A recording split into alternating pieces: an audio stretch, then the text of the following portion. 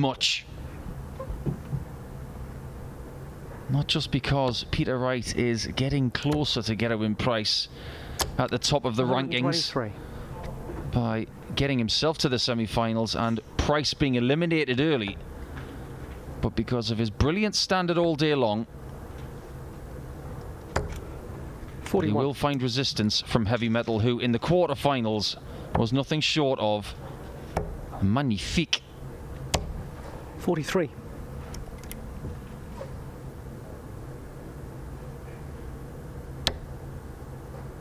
Same setup as Thursday night for Peter Wright. 100. Same results. No defeats as of yet.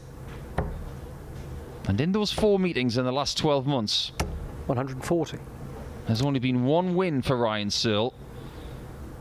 But significantly, that was in a final here, where Ryan Searle won by 8 legs to 7. 85. This one is 1 notch less than that game. It's best of 13, not best of 15. But 95. Since that win for Ryan Searle, Snakey has won the Players' Championship finals and a World Championship match against him. He's not going to win this leg on a 155. 139. But Wright knows you can't give Searle a chance where tops is involved. Game There's shot. why. An immediate break for Ryan Searle. Rule number 1 when you play him is don't give him a shot at tops. He's fast becoming the best tops shooter in the world. 83. Special day for both of them, stats-wise. They are the 2 best in the stats race that are still in the tournament. Of course, the other 2, Luke Humphries and Daryl Gurney, are going head-to-head on the other streaming board with Rob Malarkey 140. and Dan Dawson. Ryan Searle 102.86 for the day. Wright 101.58. That's why 60. this promises plenty.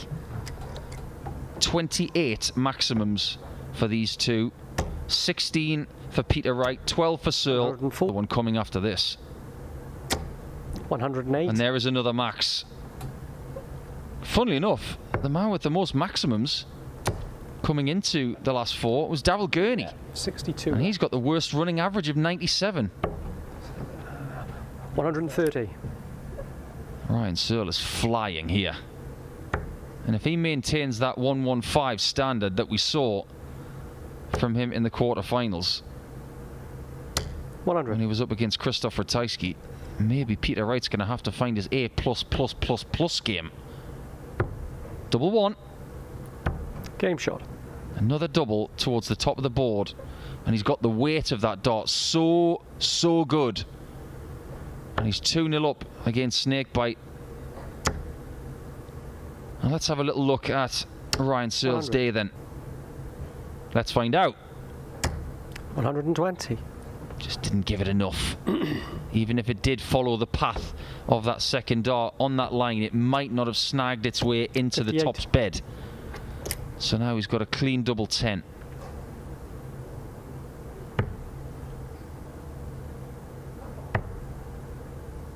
Two darts he'll want to forget. Maybe 10 3 darts he'll want to forget. Ryan Searle comes back for 138. 2 treble 19s would have left double 12. 96. That was an interesting last dart. If he hit the 60 there, he was going to leave double 1. But maybe he was trying to leave it because he hit it in the previous leg. It doesn't matter because Peter Wright's found double 5 eventually. And the gap is now 96. just the 1.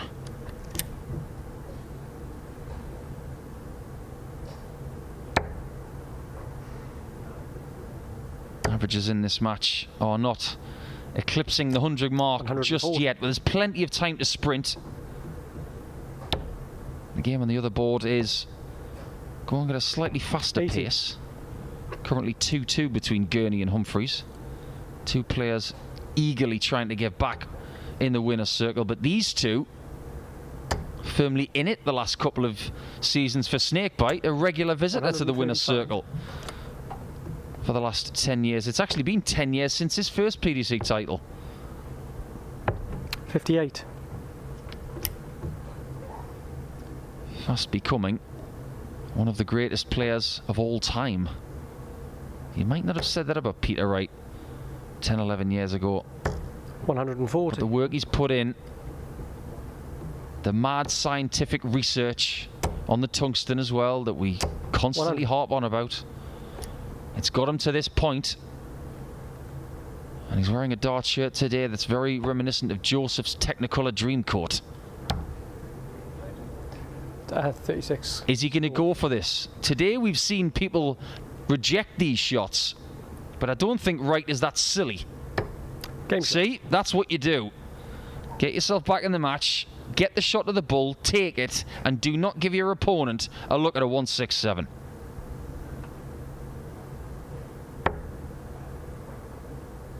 Earlier in the day, we saw a really big 4-par from Steve Beaton, who rejected a certain shot and gave Scott Williams a look at 121, which he duly found on the bullseye. 140. Snakebite is fairly wily and tactically as good as they come. 100. Recently seeing his daughter Naomi down the aisle. Fabulous day had by all. 140. It's been the wedding season for darts families over the January period. I suppose it's a pretty good time to get married because dart players don't get much time off. You tend to find that dart players or their families get married in January or August. 100. All right, and Searle had a bit of a smile on his face there. I think he was having a bit of a cackle at the fact that Snakey was 91. second-guessing his first dart in the previous visit. He might not be laughing in a second. 51 for bull. Centre button. That's not an impression of Santa Claus, I assure you, but he's going to feel like that's a present to himself. Great shot from Snakebite. 96.